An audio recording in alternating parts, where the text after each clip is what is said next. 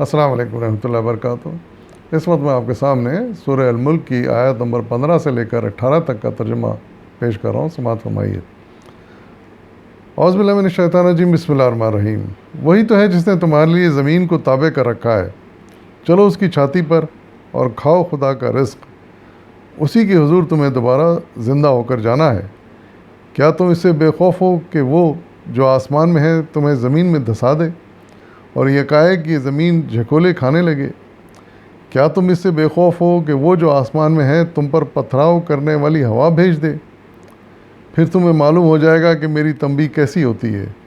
ان سے پہلے گزرے ہوئے لوگ جھٹلا چکے ہیں، پھر دیکھ لو کہ میری گرفت کیسی سخت تھی۔ صدق اللہ العظیم۔ یہاں پر اللہ تعالیٰ نے انسان کے اوپر کیا ہوا ایک بہت بڑا احسان کو یاد دلایا ہے،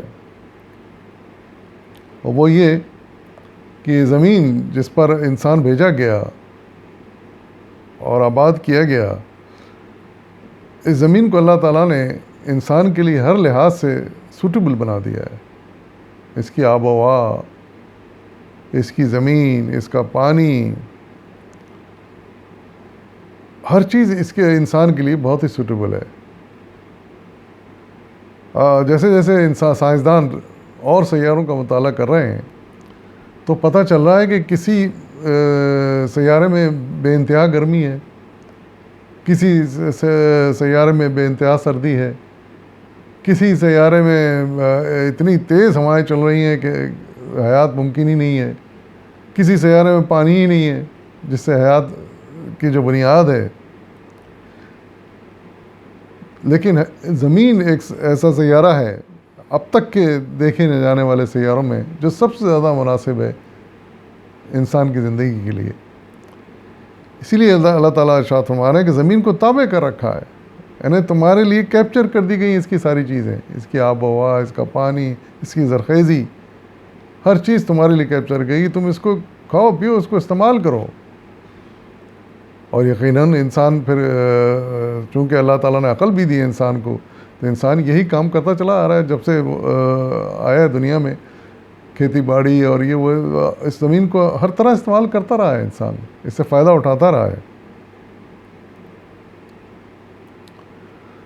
اور ظاہر ہے کہ سب سے بڑا فائدہ اس کا یہ ہے کہ ایک تو ہماری زندگی ہے اور جو پانی سے ممکن ہے، پھر اس میں جو اس کی زرخیز زمین ہے اس پہ انسان شروع سے غلہ اگاتا چلا آ رہا ہے جو اس کے غذا کے کام آتا ہے۔ اسی کے پر شروع سے آج تک انسان کی زندگی کا انحصار ہے۔ تو اللہ تعالیٰ کھلی اجازت دے رہا ہے کہ یہ تمہارے لیے یہ زمین بنائی گئی ہے، تم اس سے پورا فائدہ اٹھاؤ اور اس پہ جس طرح چاہے غلہ ہوگا اور کھاؤ پیو۔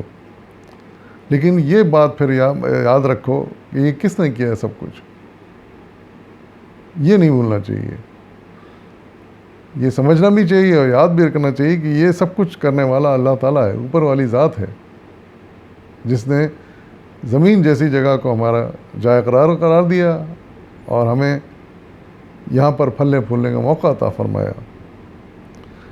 اور اسی لیے پھر انسان کو جب خدا کو یاد کرے تو پھر یہ بھی یاد کرے کہ اسی خدا نے ارشاد فرمایا ہے کہ تمہیں ایک مرتبہ پھر زندہ ہونا ہے، ایک مرتبہ مر جانا ہے سب کو، دنیا کی کوئی ہستی بچے گی نہیں، کوئی انسان نہیں بچے گا، اس کو مرنا ہے ایک دن، اس کے بعد وہ دوبارہ زندہ ہوگا اور اسی اللہ کے حضور پیش ہوگا یہ جواب لے کر کہ اس نے کتنا شکر ادا کیا اللہ کا، اللہ کی نعمتوں کو تو استعمال کیا لیکن کبھی اس کو بھی یاد کیا نہیں کیا، یہ پھر پوچھا جائے گا وہاں پر۔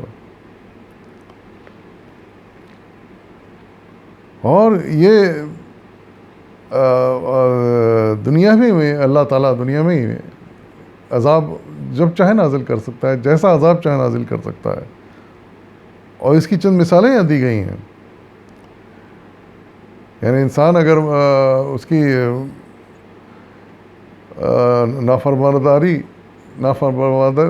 فرما برداری کرتے رہے، اس کو اوبے نہ کرے، تو پھر اللہ تعالیٰ دنیا میں ہی عذاب دیتا ہے، دیا ہے اس نے، اس کی چند مثالیں یہاں پیش کی گئی ہیں۔ ایک تو یہ کہا گیا ہے کہ انسان کیا بے خوف ہو جاتا ہے اس بات سے کہ زمین پھٹ جائے اور انسان کو اس میں دھسا دی جائے۔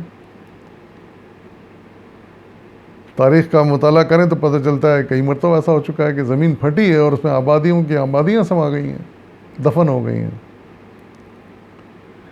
پھر دوسری مثال یہ دی کہ کہا ہے زمین ہچکولے کھانے لگے۔ زلزلہ جب آتا ہے تو کیا ہوتا ہے؟ یہی تو ہوتا ہے کہ زمین ہچکولے کھانے لگتی ہے، سب کچھ ہل کے رہ جاتا ہے، سب کچھ گر کے رہ جاتا ہے، اور اس کے نیچے انسان پھر دب جاتے ہیں، بے حساب انسان دب جاتے ہیں۔ کیسے بے خوف ہے آدمی؟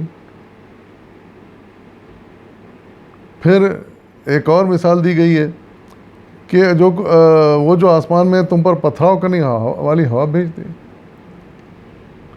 ہم جانتے ہیں کہ لوط علیہ السلام کے جو قوم پر جو عذاب نازل ہوا یہی تھا،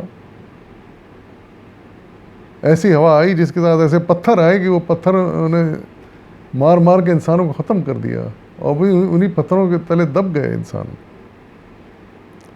تو یہ اللہ تعالیٰ کی قدرت ہے، وہ جب چاہے اس طرح کا کوئی بھی عذاب لا سکتا ہے۔ اس سے انسان کو ڈر کے رہنا چاہیے اور ایسی حرکتیں نہیں کرنی چاہیے کہ جو کہ پھر انسان سزا کا مستحق ہو جائے اور اللہ تعالیٰ کا غضب اس پر بھڑک اٹھے، اور پھر وہ کوئی بھی عذاب ایسا لے آئے کہ جس میں پوری قوم کو چاہے تو وہ ختم کر دے، پوری نسل کو ختم کر سکتا ہے۔